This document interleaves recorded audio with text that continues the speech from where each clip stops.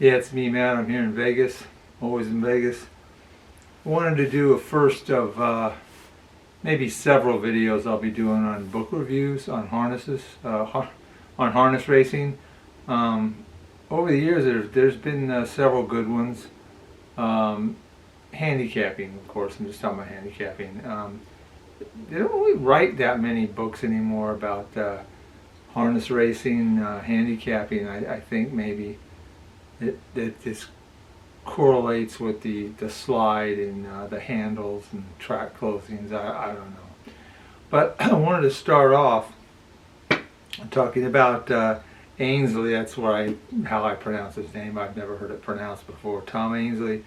His book, Ainslie's A Complete Guide to Harness Racing. It was the first book I ever read on harness racing, and that's because back in the early 80s I was already going to Santa Anita, Hollywood Park, Del Mar. I was really into thoroughbred racing, but the closest track to my house was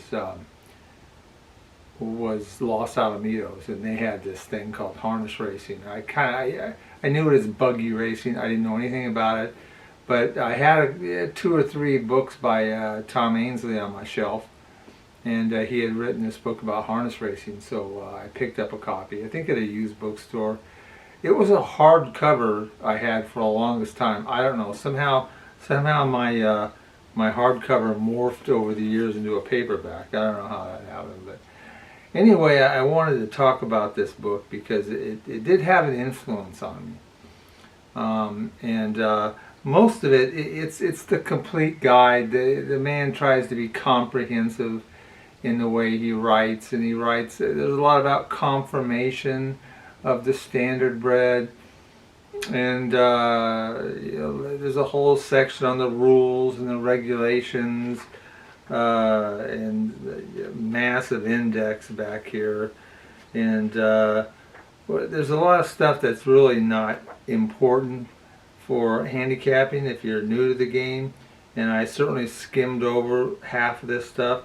Massive section on the drivers. They're all past their time. Some of them they even passed away by now. This book was written in the late 70s. I probably read it in 82, 83, somewhere around there.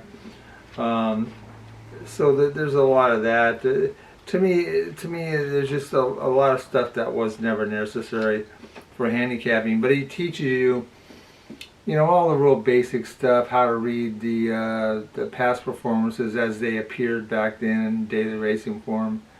And then there is one section, I think I marked it here because I wanted to talk about it, because he actually mentions books, even though this is a book, and he's got his recommended reading here. And one was Steve Chaplin's Bettor's Guide to Harness Racing, which I don't think I ever read that book. I might not have it on my shelf either. But his second book about the advanced harness racing, I got that around here somewhere. I might be reviewing that. This first one, I don't know if that's any good or not. But he did mention, and this is the important one, was Harness Racing Gold by Igor, and to this day, I don't know how to pronounce his name. Cushinshin. Al Stanley, a great handicapper, used to call him Dr. K. Yeah, this is the book that led me to Dr. K, which of course led me to Al Stanley, and yeah, I think Al Stanley was probably the greatest of the handicappers of all time. I mean, you could make an argument for somebody else, I don't know who it would be. But that was an important part about this book, was the recommended reading list, and I kept going down that road to learning more and more. The other one thing that's kind of interesting in here, and I got to talk about it, is he talks about, you learn about the different types of conditioning races, classifications. That's important. You just kind of can pick that up on your own over time. But and the different types of tracks. But he talks about his pace. In an earlier book he had on thoroughbred racing, he talked about pace, handicapping, and basically a little bit more difficult with thoroughbred racing, but it was how fast you went, for example, the quarter mile relative to how your final time. And he uses that here in his book, and he talks about creating a pace rating. And I got the idea at that time that I would create this single number, and I'm not the first person to come up with the idea.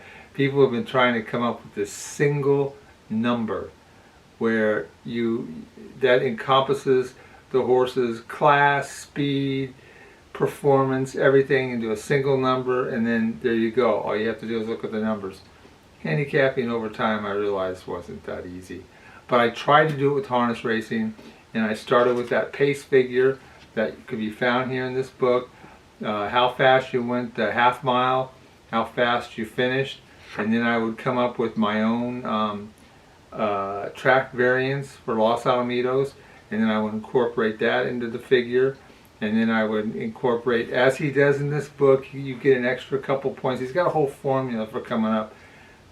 Starting with the pace rating, you get like a couple points for a drop in class, minus a point for going up in class, all sorts of stuff like that. And I try to do that, but to make it more accurate, because when he came up with his formula for the one figure that he used to handicap, it did seem like he winged it a little bit.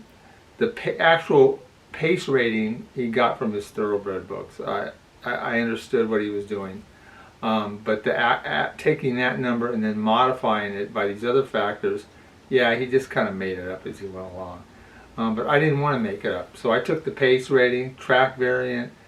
I had how many links going up in class would cost you, how much you would be getting from going down in class, how much you lost going around one turn, two turns, all three turns at a 5/8 oval, because this was all Los Alamitos at the time, and also cutting how much it would cost your time by not having any cover at all, being in the front, or just being first over.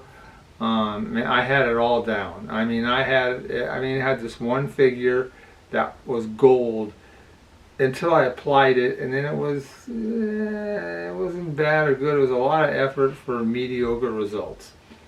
And but that was my first experience with at least with harness racing, trying to put it all together in one number. It doesn't work.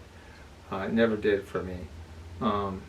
But they got me started understanding Los Alamitos harness, at least Los Alamitos harness. And then of course over time, it was all about just watching the races night after night, getting to know the drivers, the horses, the trainers, seeing what they did, seeing how these horses were starting to improve or going downhill, and it's just a lot of that was not. There's no number associated with it, but this is what really got me started. This book with doing a lot of work like that with the numbers, and so yeah, I have a certain fondness for looking back at the importance that this book had